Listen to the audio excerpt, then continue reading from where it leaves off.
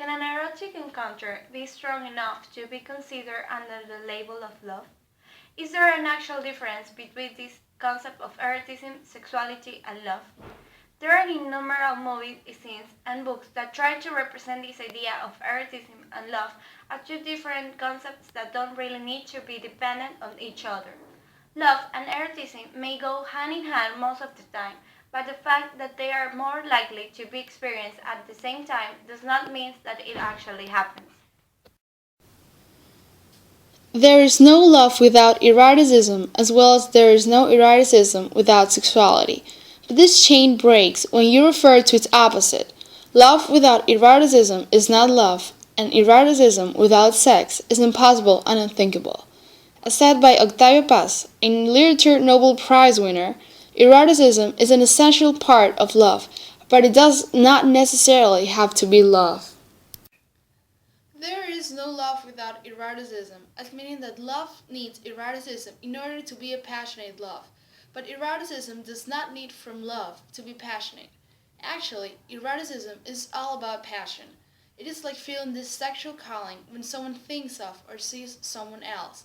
There could be absolutely no love into this sexual calling, but eroticism is still something more than just sexuality. Eroticism is the line between love and sexuality. Love is completely human, sexuality is completely animal, and eroticism is the mixture between these two. Paul Gregory wrote for the University of Illinois Press that eroticism is the quality of human sexuality in virtue in which it acquires a meaning that goes beyond and is separate from the pleasure of the sexual act. The eroticism implies a much deeper connection than a sexual encounter, but this connection is still not deep enough to be considered love. As said by Octavio Paz, love is the final metaphor of the sexuality.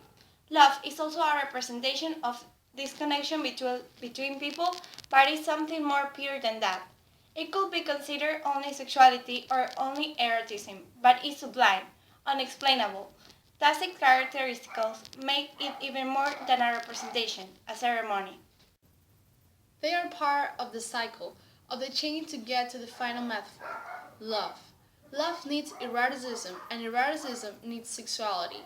And even though most of the people try to get to the love and don't feel the need or don't want to go through eroticism and sexuality, the love experience would not be as passionate as if they can get the best out of every single step.